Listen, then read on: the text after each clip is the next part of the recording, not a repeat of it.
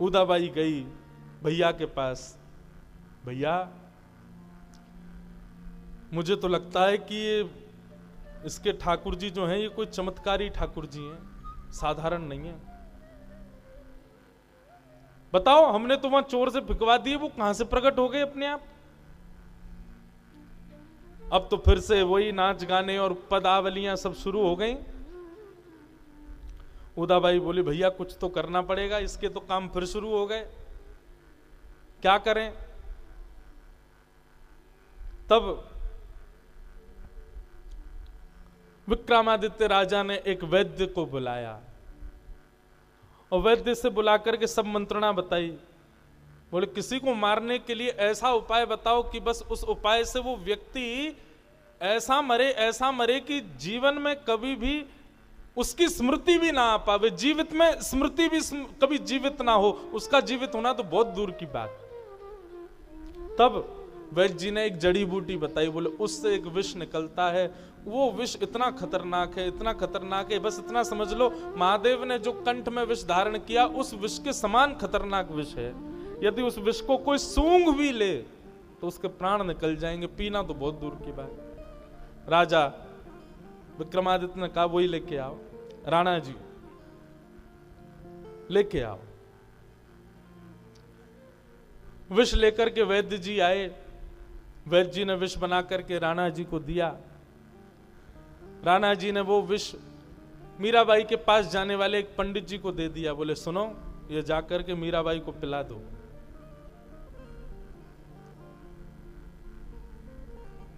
ब्राह्मण देवता बोले ऐसा क्यों कर रहे हैं भगवान आप? बोले जितना कहा जा रहा है उतना करो, अगर आपने हमारा काम किया तो हम आपको इतना धन धान्य देंगे कि आपको जीवन भर कुछ करने की आवश्यकता नहीं, सबका भला हो जाएगा, जाओ जाकर के विष दे दो।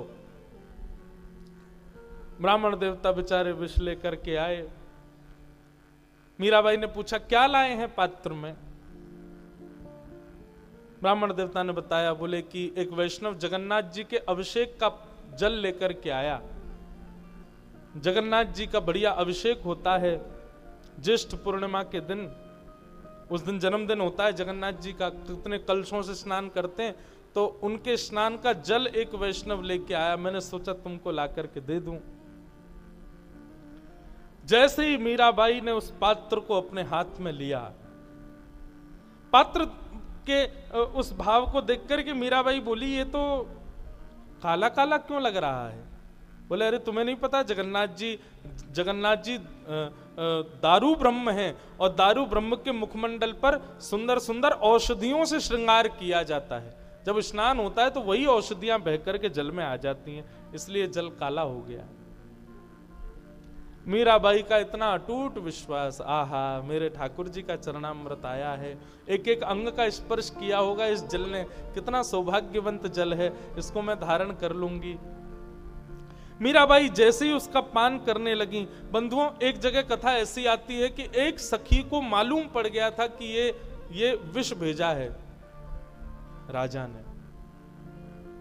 मीराबाई के पान करने से पहले उस सखी ने आकर के मीराबाई से कहा भाई साहब इसको मत पान करना। बोले क्यों?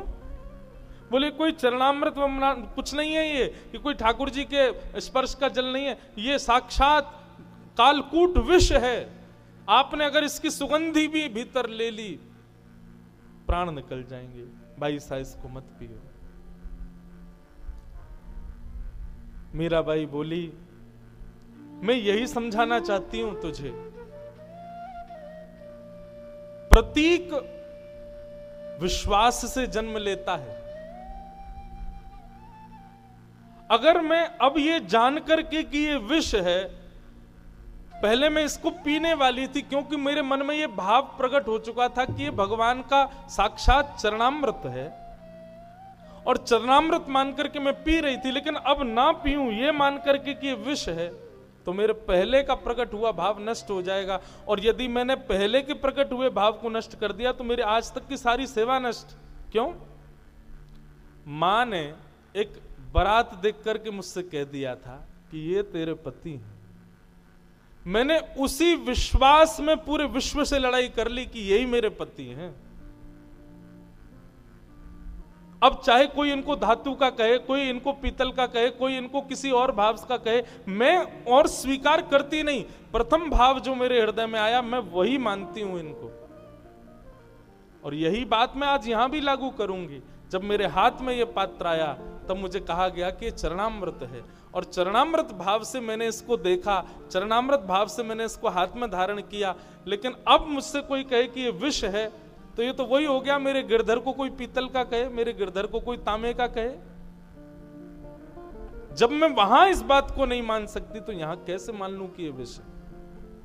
मीराबाई का विश्वास। बार बार सखियों के रोकने पर भी मीराबाई अपने मुख से लगा करके संपूर्ण कालकूट विष को पी गई। झरोके में से उदाबाई देख रही थी और मन में विचार कर रही थी, अब पिएगी, पी करके, और पीते ही क्या एक घूंट जाएगा मुख में, तुरंत पूरी नीली पड़ जाएगी, गिर जाएगी, मुख से झाग निकल जाएगा, प्राण निकल जाएंगे इसके। लेकिन मीराबाई ज्यों ज्यों पीती जा रही हैं, हर घूंट में मीराबाई का तेज ऐसे प्रकाशित हो रहा है जैसे मानो किसी मैले हीरे को साफ कर दिया जाए और ऊपर से उस पर प्रकाश सूर्य का डाल दिया जाए तो जैसे वो चमकने लग जाता है। ऐसे मीराबाई ज्यों ज्यों घूंट भीतर ले रही हैं त्यों त्यों उनके अंदर का प्रकाश बढ़ता जा रहा है, तेज पुंज बढ़ता जा रहा है। संपूर्ण विष पीने के बाद में मीराबाई को इतना आनंद हुआ, इतना आनंद हुआ, इतना आनंद हुआ कि ठाकुर जी के सामने गोल गोल गोल गोल नाचने लगी। घूम घूम करके मीराबाई ने खूब नृत्य किया। मीराबाई जितना नाचे, जितना घूमे, उतने चक्कर उदाबाई को आमे। बोले मर क्यों नहीं रही है, इसको तो विष दे दिया, ये मरती क्यों नहीं है? लेकिन मीराबाई तो नाचे गावे, आनंद करे, खूब प्रेम से ठाकुर जी के सामने नतमस्तक हो जाए। अब तो महाराज धीरे धीरे प्रसिद्धि बढ़ने लगी मीराबाई की।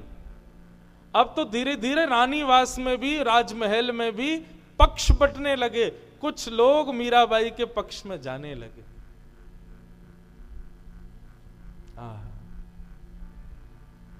उदाबाई बड़ी परेशान,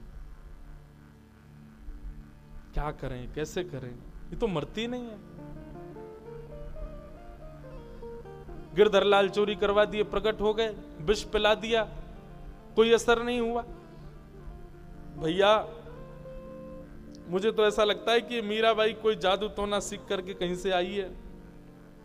इसने आकर के हमारे पूरे परिवार को तहस नहस कर दिया। अब अपना राज्य अखंड निष्कंटक राज्य करेगी। और अब तो देखो इसकी प्रसिद्धि बढ़ गई। मेवाड़ में लोग इसके दर्शन के लिए लालायित रहते हैं। चारों तरफ से राजमहल घिरा रहता है भीड़ से कि मीरा एक बार झरोके से हमको दिख जाए। भैया मुझे तो लगता है इसकी भावना ऐसी है कि धीरे धीरे मेवाड़ के लोगों को अपने पक्ष में कर लेगी और अपनी संतों की, महात्माओं की, वैष्णवों की, भक्तों की एक सेना बना लेगी और सेना बना करके गृह युद्ध करके आपको हरा देगी और मेवाड़ की राजकुमारी बन जाएगी। राणा जी ने जब ये बात सुनी तो और चिंतित हो गए। बंधुओं, भक्त की ऐसी कांक्षा नहीं होती। भक्त किसी पदवी के लिए कभी कुछ नहीं करता।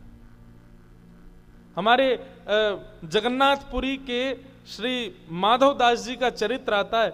श्री माधवदास जी महाराज वो जब जगन्नाथ भगवान का दर्शन करने जाते थे तो सामने बैठे श्री जगन्नाथ जी ऐसे झूमते थे और दर्शनार्थियों को दिखता था कि जगन्नाथ जी झूम रहे हैं। इस भाव से माधवदास जी की बड़ी प्रसिद्धि होने लगी। अब तो माधवदास जी अपने घर से जब जगन्नाथपुरी जाते तो लोग बाग पुष्प की पगडंडी बना देते, हाथ जोड़ करके सब खड़े हो जाते, जय जयकार करते, पुष्प वर्षा करते, खूब आनंद से। माधवदास जी को इससे इतना कष्ट होता कि ये सब मेरा इतना सम्मान क्यों कर रहे हैं। माधवदास जी जगन्नाथ भगवान से जाके कहते, भगवान आप ये सम्मान मुझे क्यों दिला रहे हो? तो जगन्नाथ जी बोलते हैं, तुम्हारी परीक्षा करने के लिए। अगर तुमने इस सम्मान को स्वीकार कर लिया तो निश्चित है मेरी भक्ति से तुम विमुख होते चले जाओगे, फिर सम्मान के आदी हो जाओगे। तो मैं तुम्हारी परीक्षा के लिए सब कर रहा था, परंतु माधवदास मैं तुमसे बड़ा आनंदित हूं, तुमने इस सम्मान को अस्वीकार किया। और फिर एक जगह ऐसा भाव आता है कि श्री माधवदास जी महाराज अब छुप छुप करके जगन्नाथ जी दर्शन करने जाते कि भीड़ भाड़ ना देखे उनको, क्योंकि जगन्नाथ मंदिर में माधवदास जी की जय जयकार बोलते और माधवदास जी को इतनी पीड़ा होती, बोले अरे राम राम राम, ये लोग क्या कर रहे हैं, जगन्नाथ जी की जय बोलने की जगह मेरी जय बोल रहे हैं। इतना सम्मान मिल गया माधवदास जी को कि माधवदास जी को लगने लगा कि भगवान मुझसे दूर हो जाएंगे, मेरे अंदर भक्ति खत्म हो जाएगी। ये निश्चित है बंधुओं, आपने यदि आज सम्मान स्वीकार किया तो कल आपके हृदय में अनायासी सम्मान की इच्छा और प्रकट होगी। आज यदि किसी ने आपका बहुमान किया, आपको माला पहना दी, आपकी प्रशंसा कर दी, तो ये इच्छा अब आपकी धीरे धीरे बढ़ेगी कि अभी और हो। ये नियम है संसार का, और यही नियम भक्ति में वाधक बनता है। माधवदास जी को बड़ी चिंता होने लगी, क्या करें, सम्मान को कम कैसे करें। तब माधवदास जी बोले कोई अपमान क्यों नहीं कर रहा है मेरा जब तक अपमान नहीं होगा तब तक मुझे चैन नहीं पड़ेगा। तो माधवदास जी अपना अपमान कराने के लिए घूम रहे थे जगन्नाथपुरी में, कोई मेरा अपमान करे। तभी माधवदास जी ने देखा कि एक मोहल्ले में एक माताजी डंडा लेकर के बच्चों के पीछे भाग रही थी, गुस्सैल माताजी। माधवदास जी बोले यही है हमारी यजमान, यही करेगी मेरा अपमान, तभी थोड़ा शांति मिलेगी हृदय को। माधवदास जी भिक्षा मांगते थे, घर जाकर के किसी के भी यहां पा लेते थे। आज उस माता के घर पहुंच गए। माता जी ने पूछा कहो कैसे आए। बोले मैया हमारा नाम माधवदास है, हम संत हैं, किसी के भी घर जाके कहीं भी प्रसाद पा लेते हैं, आज आपका घर सुंदर दिखा तो यहां आ गए। माता जी ने रूखी रोटी थोड़ी बहुत दाल चावल उनको दे दिए, माधवदास जी ने पा लिया। एक दिन तक तो ये सब बात ठीक रही, लेकिन दूसरे दिन माधवदास जी फिर आ गए। और जैसे ही माधवदास जी फिर आए, माता जी तो बोली आपने तो कोई भोजनालय समझ लिया है कि रोज रोज आ जाते हो यहाँ पे। माधवदास जी बोले कल इतना स्वादिष्ट भोजन लगा कि मेरा मन बार बार कहता है कि मैं आपके यहाँ ही पाऊं। तो माता जी बोली स्वादिष्ट भोजन लगा था। बोले हाँ। भीतर गई, थाली तो लगाई, लेकिन सब्जी में किसी में नमक ज्यादा डाल दिया, दाल में नींबू निचोड़ दिया, और एक सब्जी थी उसमें बहुत सारा मिर्च डाल दी। बोले कि आज इसको बढ़िया मजा आएगा, तो कल से आना बंद कर देगा। माधवदास जी ने जैसे प्रसाद पाया तो नमक तेज, नींबू लगने लगा, कड़वा हो गया मुंह। दूसरी सब्जी खाई तो मिर्च लगी, महाराज पानी पी पी करके बेहाल हो गए। माता जी बोली कहो कैसा लगा भोजन। माधवदास जी बोले आज तो कल से भी ज्यादा आनंद आया मैया, मैं कल फिर आऊंगा, ऐसा ही बनाना आप। माता जी बोली इस पे तो कोई प्रभाव ही नहीं हो रहा है। अब माधवदास जी तो चाह ही रहे थे कि ऐसा ही कुछ हो। तीसरे दिन माधवदास जी जैसे ही पहुंचे, माता जी का पहले से ही दिमाग खराब किसी बात से था। माधवदास जी पहुंच गए, जय जगन्नाथ मैया भिक्षाम देही, लाओ प्रसाद पवाओ। मैया ने उठाया पोंछा, और पोंछा उठा करके माधवदास जी के मुंह पे मारा, ले भिक्षा खा ले, इसको भर ले अपना पेट। माधवदास जी के मुंह पर जब पोंछा आकर के पड़ा ना, माधवदास जी खूब रोए और कहा धन्यवाद मैया, आज लग रहा है कि अब मेरा मान खत्म हुआ, अब मैं ठाकुर जी के और समीप पहुंच पाऊंगा। बहुत ज्यादा सम्मान हो गया था मेरा, अब अपमान हो गया ना, तो अब थोड़ा बैलेंस लग रहा है हृदय में। सम्मानम कलयाति घोर गल्लम, भक्ति में सम्मान बाधा है बच्चों। मीराबाई का बहुत सम्मान होने लगा, परंतु यहां उदाबाई और राणा जी तो कोई षड्यंत्र छोड़ते नहीं। अब इन्होंने एक नया षड्यंत्र रचा। बोले विष पी करके भी कुछ नहीं हुआ, अब एक काम करो। बोले क्या? मीराबाई को सर्प से डसवा दो। बोले ऐसे कैसे सर्प से डसवा दें, क्या कैसे क्या करना पड़ेगा? बोले कि मीराबाई को पुष्प की सेवा करने का बड़ा चाव रहता है, ठाकुर जी की बड़ी पुष्प की सेवा करती है, डलियाओं में पुष्प आते हैं, कल की सेवा में आने वाले पुष्प निकाल करके उस डलिया में सर्प रख देंगे। मीरा जैसी पुष्प सेवा करने के लिए डलिया खोलेगी, सर्प निकलते ही डस देगा, तब तो इसको मरना ही पड़ेगा। और वही हुआ। अगले दिन जैसे ही महाराज पुष्प आए सेवा के लिए आए पुष्पों को सबको निकाल दिया और एक सपेरे को बुलाकर के एक भयानक सर्प उस डलिया के भीतर रख दिया। मीराबाई के कक्ष में जब वो डलिया पहुंची, मीराबाई ने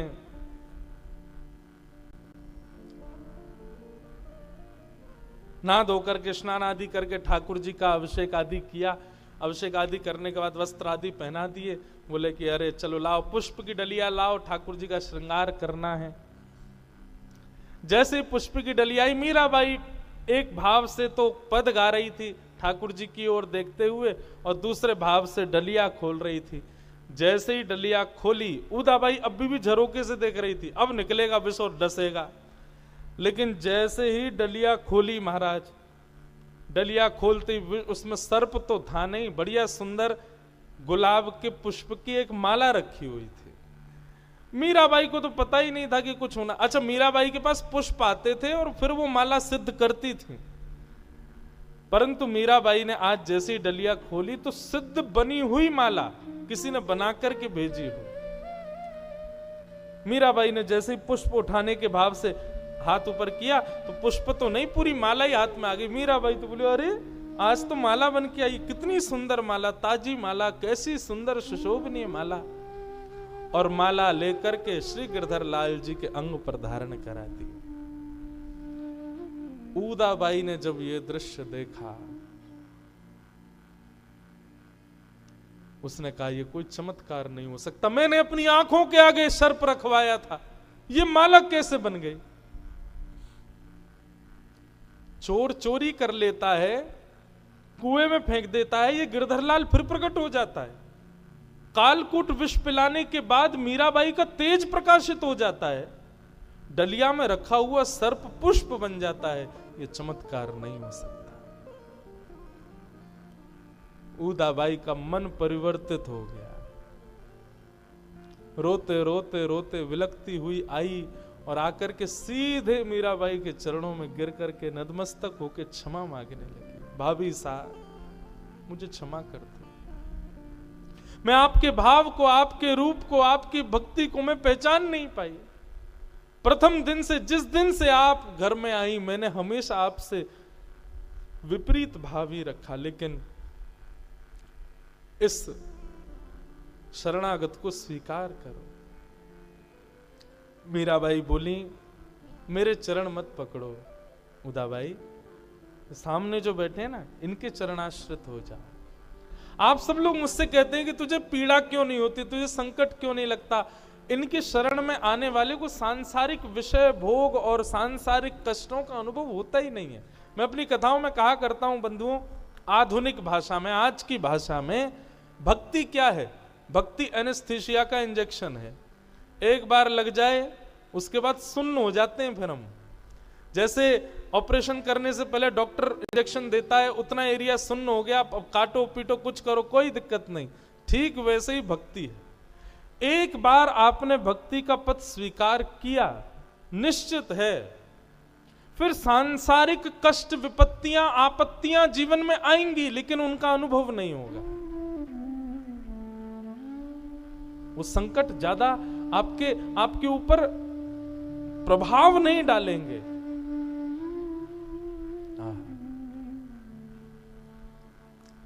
मीराबाई उदाबाई को लेकर के ठाकुर जी के चरण में पहुंच गई। हाँ, उदाबाई बोली भाभी आप प्रथम दिन जब घर में आई थी तो मैंने आपसे नेक मांगा था, आपने मुझे तुलसी माला दी थी, मैंने आपको वापस कर दी थी। अब आज मैं आपसे पुनः नेक मांग रही हूं, मेरा नेक वापस कर दो। जो आपने तब दिया था मैंने स्वीकार नहीं किया, आज अपने हाथों से पहना दो। और मीराबाई गई दौड़ करके, अरे कोई वैष्णव बनना चाहे तो भक्त को तो और आनंद आ जाता है। मीराबाई दौड़ करके गई, निकाल करके लाई तुलसी की माला और गिरधर लाल जी के सामने उदाबाई के कंठ में धारण करा दी। बोलो भक्त वत्सल भगवान की। भक्ति का स्वरूप ये हो बंधु, भक्ति ऐसी हो कि विपरीत व्यक्ति भी आपके योग्य बनकर के आपके जैसे समान ही हो जाए।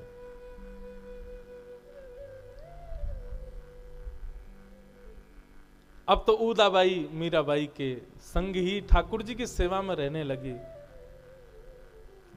राणा जी के मन में आया कि अब तो बहन भी हमको छोड़ छाड़ के चली गई, सब कुछ मीराबाई ने अपने अनुकूल कर लिया। अब राणा जी का बदलना शेष रह गया था। तब राणा जी ने विचार कर ही रहे थे क्या करें, तभी कुछ सैनिकों ने आकर के बताया, बोले कि महाराज ये भाभी सा जो है मीराबाई, ये रात रात भर किसी पर पुरुष से बातें करती हैं।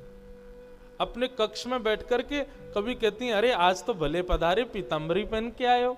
कभी कहती हैं आज आपका इत्र बहुत सुंदर लग रहा है। रात रात भर ऐसी हंसती रहती हैं, बातें करती हैं किसी से बैठ करके। हमको तो कभी कभी पुरुष का स्वर भी सुनाई देता है, हमको लगता है कोई पर पुरुष इनके पास आता है। राणा जी बोले मैं छोड़ूंगा नहीं, इन्होंने तो हमारी नाक सब जगह से कटवा रखी है। एक दिन अर्धरात्रि का समय और श्री राणा जी बिन बताए बिना संकेत के सीधे मीराबाई के कक्ष में पहुंच गए। कक्ष में पहुंच करके चिल्लाने लगे, कौन है, कहां है, बाहर निकालो उसको। तलवार अपनी हाथ में लेकर के बैठ गए, कहां है, निकालो उसको। मीराबाई भाव में बैठी थी, ठाकुर जी के चिंतन में बैठी थी। तभी अद्भुत सुगंधी का अनुभव राणा को हुआ और मनस्थिति उनकी भी धीरे धीरे बदल सी गई। ऐसा भक्ति का प्रकाश हुआ, जो पहले विपरीत हो गए थे वे सब भी अब मीराबाई के संगी होने लगे। धीरे धीरे मीराबाई सबके भाव में व्यक्त होती जा रही हैं। ऐसी मीराबाई का चरित्र चल रहा है।